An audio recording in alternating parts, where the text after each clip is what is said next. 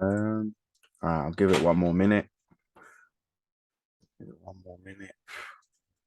But today, guys, we're gonna discuss a little bit about fast food and how to also manage your food at work. And the reason that this is important is mainly due to some of the concerns and issues that I see as a coach and as someone that works with a lot of busy professionals.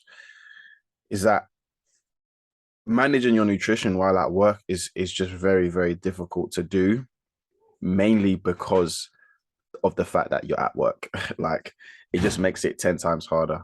So it's important that we find strategies and things in place that we can do to get the best out of this. So I'm going to crack on and I'll let people in as they come in, and then we'll kind of go from there. So um, I think it's fair to say that managing your food while at work can be very, very difficult if you don't know what to do. So, what I'm going to try and quickly go over is show you some of the things and the strategies that I put in place for the individuals that I work with, and some of the things that you can do as an individual to get the best out of your nutrition while managing things at work. And also go over some fast food places that would probably like the best options at some of the fast food places, because that's also going to be important as well.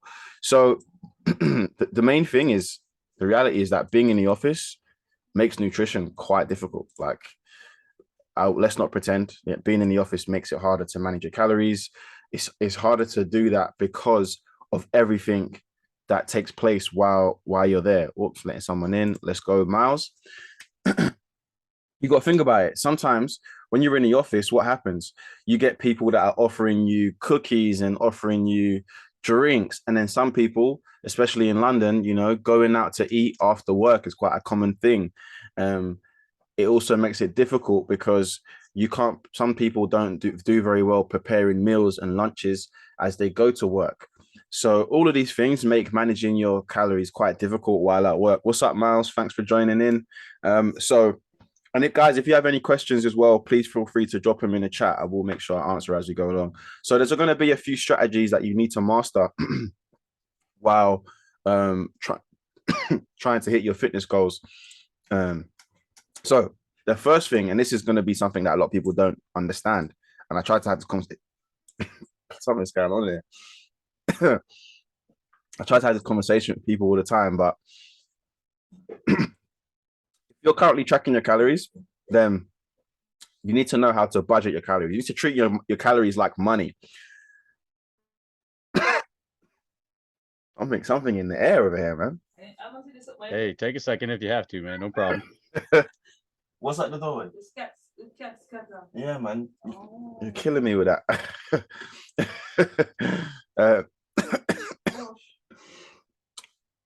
So sorry. So a concept that we call calorie borrowing. I like to call it calorie manipulation. But basically, whether you're trying to gain weight or lose weight, you're going to have a certain calorie that you want to get to, right? So let's use an example here, is that for this person to be in a calorie deficit, they have to be doing 2,200 calories per day, right? So they have a weekly total. Now, to get there, as long as their numbers are the same for the week, they will lose weight. However, how difficult is it to do the same calories every single day? I would argue that it's quite difficult. On a Friday and a Saturday, me personally, I like to go out to eat. Sometimes I'll have a drink with my friends, something like that. Or maybe I'll go out to eat with the family. So if we understand how to budget our calories, then we can actually drop our daily calorie deficit to 1,800 from Monday to Friday, which then means that we're in a 200 calorie, actually a 400 calorie deficit from our main number, right? So if we were to say 400, 800, 1,200, 1,600, 2,000 calories. So on a Saturday, I've got extra 2,000 calories to play with, which then means I could then eat 3,800 calories on that day. And then as long as I go back to this on that day. Now, I wouldn't do it like this. I would spread the extra 2,000 calories across Saturday and Sunday. But my average is still going to be this number here. So I'm still going to lose weight. So what does that mean? If I'm in the office, if I know what's happening, if I know that, okay, maybe someone's birthday, maybe we're going out for drinks on Friday, you can budget your calories Monday to Thursday to then offset that number. And this is a much more sustainable method than doing a calorie deficit, a keto diet or something like that, where you have to completely ignore carbs. Using this method, I can eat whatever I want because as long as I hit my calories, I can do what I want. So I like to call it data driven coaching. We're making data driven choices, which means I can enjoy my office snacks because I've already accounted it for my calories. If there's cookies in the office, I already know 2 cookies, how many calories that will be. I budget it in my I like to call it my financial planner, my financial calorie planner, and you're all good. So once you know the numbers, you can have whatever you want, and that gives you a slice of freedom when it comes to tracking your calories and getting results, man. So calorie manipulation or calorie borrowing is a concept that you really want to get yourself comfortable with because it will help you get much better results. The next thing is don't restrict yourself. Um, if you've ever tried keto before or anything like that, drop a little yes in the chat because I know I've done keto before and I didn't really enjoy it. I found it quite difficult because I love carbs. So my advice to you is to never restrict yourself because if you restrict yourself too much, you're going to end up going on a binge or you're going to end up like cracking. You know, you always crack when you binge too much. No diets for me. Love that, Mouse. Good. Well, don't restrict yourself, man, because you're going to end up cracking, going on a binge. So my advice is to plan your treats and your snacks in MyFitnessPal, and then that way you can manipulate your calories for the rest of the day. So for me personally, I know that if I'm dieting for a competition or something like that, what I do is I will put in cookies, I'll put in Oreos, or I'll put in some KFC, and I'll put that 2 or 3 days ahead so then I can manage my calories for the rest of the day and still eat my favorite foods. Because you want to think about longevity and staying in shape for the rest of your life, not just doing like a 2 month program or a 3 month fat loss program. You lose all the fat, but then as soon as you go back to eating normal again, the weight comes back on. That's something I see time and time and time again. And it's pretty annoying actually because I have to pick up the pieces when people come back to me. Another thing, and this is such a common thing, especially with office-based workers at the moment, is drinking your calories. Now, this is a little example here, and obviously this is exaggerated because you probably wouldn't drink all these things in one day, but we're going to get a coffee, we're going to Costa, we're going to Starbucks, and we're getting all those sugary coffees with loads and loads of calories in there. My advice: keep it simple, keep it black with maybe some type of sweetener in there, something light in there. Another thing is all the soda, the fruit juices, all these things, high sugar content, and it's pretty basic. We know this stuff, but drinking these calories, it adds up throughout the day, and you don't feel it as much because you're probably you don't feel it when you drink it as much, so you don't really see it as, oh, these are calories, this is food that's going to be ended up causing excess body fat. My advice: in the office, stick to some water. 0 calorie drinks are fine. I know some people say you shouldn't drink Diet Coke, stuff like that, but there's not enough evidence to support that it actually causes any long-term health effects. Black coffee is good. Teas are always a good option. You want to try and minimize all the excess sugar in your diet.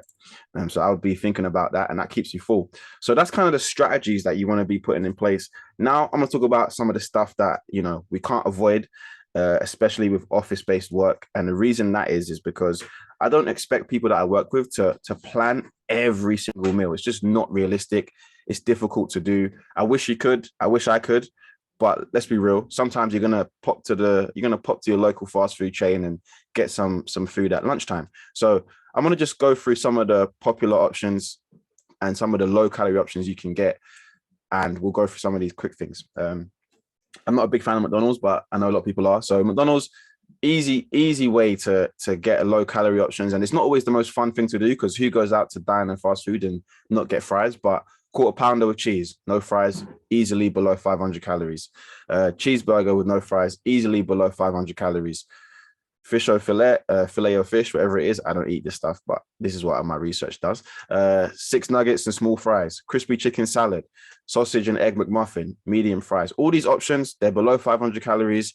Especially, I would be going for anything with a bit of meat in it because that will have a lot of protein, and that will keep you fuller for longer because protein helps you stay full versus eating carbs. The next thing is Subway. Subway is actually quite a good option for most people, but the main thing is actually as long as you keep it as a 6 inch, you're probably going to be more on the safe side in terms of calories. So these are just some of the options that you may want to go for: Italian BLT, veggie delight, sweet onion chicken teriyaki. If you are a meat eater, obviously the benefit of that is it's probably going to have a higher protein content. That doesn't mean the vegetable options don't have higher protein content, but you're going to have to eat a lot more of it to get that. The big issue with mainly the Subways, generally speaking, just the amount of bread that you have. But as long as you're keeping it relatively controlled, you'll be absolutely fine. Again, those options are all less than 500 calories. Starbucks, not quite fast food, but it's actually the most popular coffee shop in the world. That's in the UK and in the US. My advice is to just try and minimize the amount of sugary stuff you're putting in there. So these are some of the options I'll be going for. And these are going to keep your calories less than 200 calories for any of these things right here, which if you're a big coffee drinker, this is actually quite important, man, because the amount of people that just put $5 towards coffee every single day, not realizing how much calories they're consuming, it's actually quite mind blowing. I'm quite surprised myself. And then just going through a couple of popular chains in the US. I lived in the States for about 4.5 years. So for me, Chick-fil-A was top of the list for me. I see you laughing there, Miles. I know you must like a bit of Chick-fil-A too.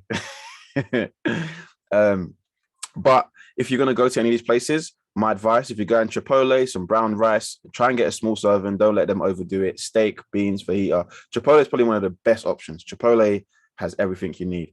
If you're going Chick-fil-A, again, grilled chicken. And the reason you want to go for grilled meat over fried is that grilled is going to have less fat on it. So it's probably going to have less calories.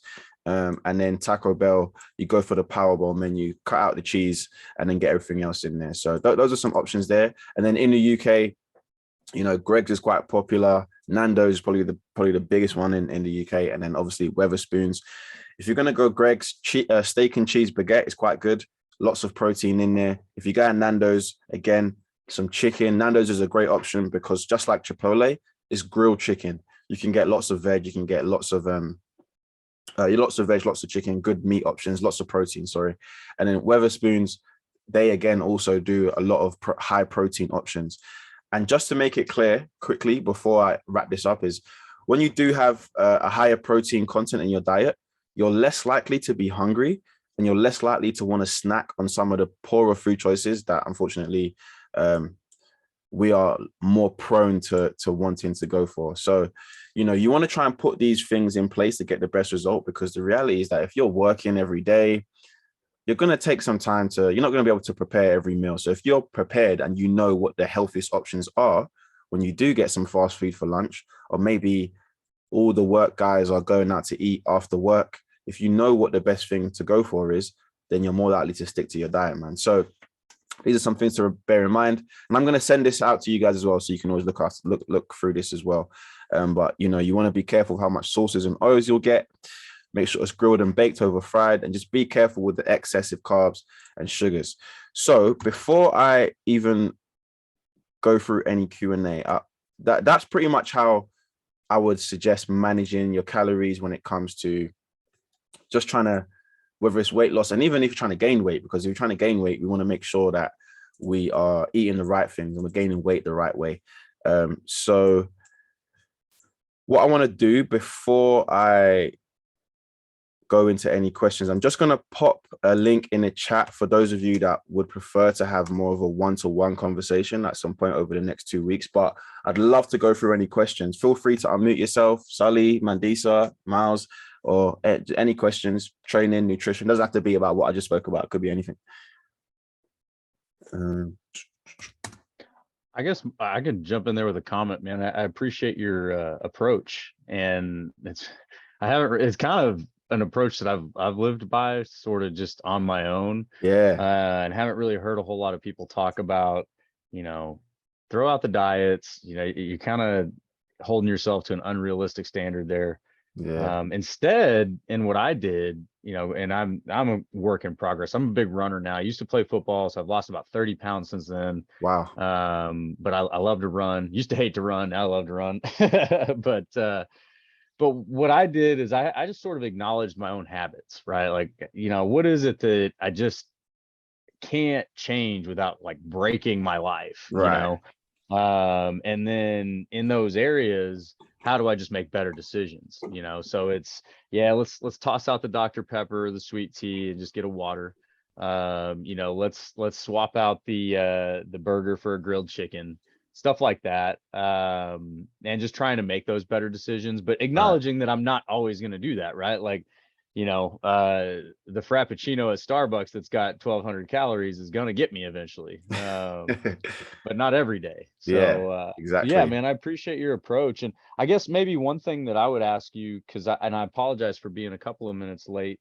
You're covering diet here, but when it comes to like your workout routines or, just stuff like that, I mean, what's a frequency that you have seen works for you? So with the guys that I work with and the women too, generally speaking, to anybody that works with me, I say to them, look, we need to have a minimum of at least 3 days a week in the gym.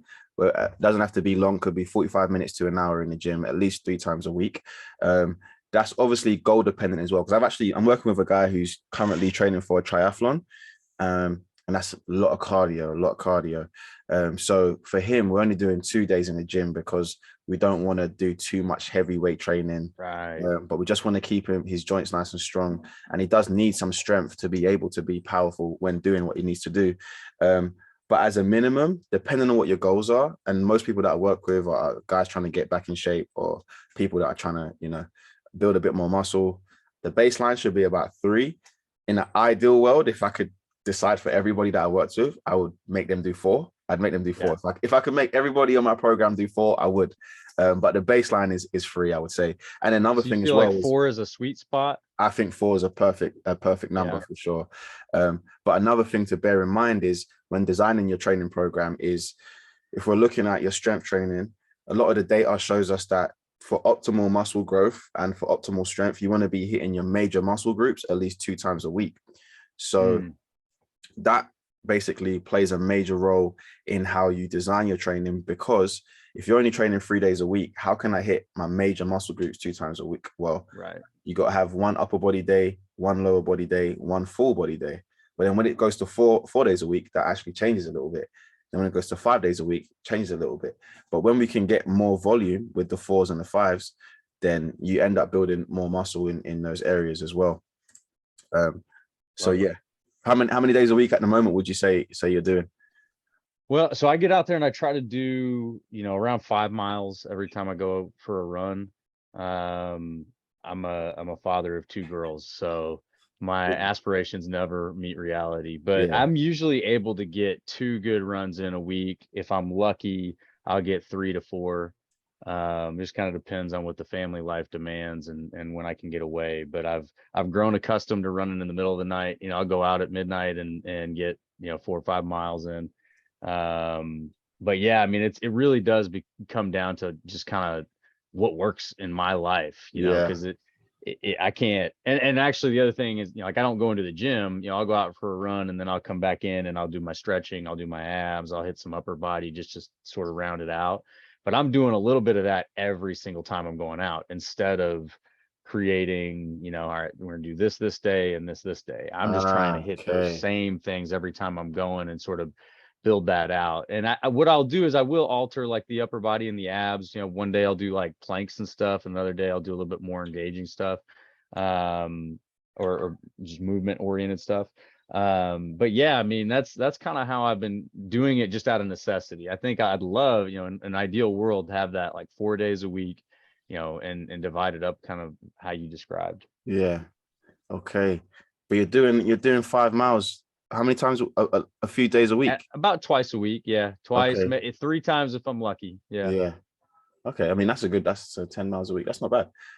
What's your mile time? My first mile is always my best, right? I'll get out there and do about 7.5, maybe a little Okay. bit better in there, but I usually can average between 8 and 8.5 Okay. Nice. throughout Nice. that run. Yeah. And would you say that at the moment, in terms of like a goal or a target, is there anything that you're training towards, or is it literally just right now you just want to maintain your fitness and just keep yourself ticking over? Well, that's a good question. and I don't mean to dominate the conversation. So Sully and Mandisa, you guys jump in if you feel compelled. But yeah, so as far as goals go, I would love to get out and be able to run a world's toughest mudder. So I've done 9 tough mudders so far. And those are all, between 10 and 12 miles with about, 30 so obstacles. But the world's toughest is a 24-hour loop. So just as many laps as you can do. I'd love to be able to do that, but the training to do that, you really got to get in it.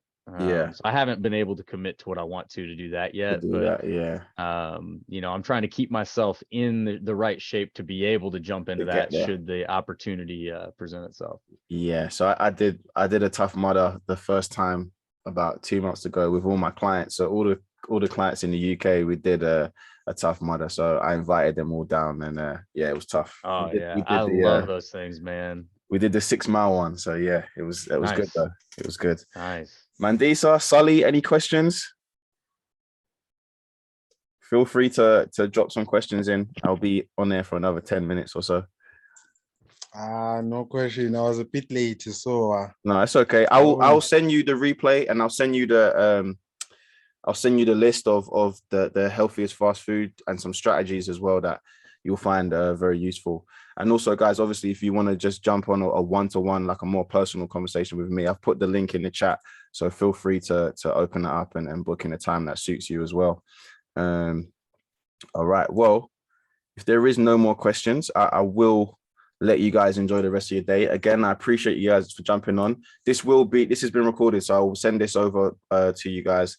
And obviously the link is here. And if you didn't get the link, I will blast out the link to you as well. So you can book in a one-to-one call if you fancy it, just to kind of get more of a personal kind of in-depth look at where you're at right now and where you'd like to get to.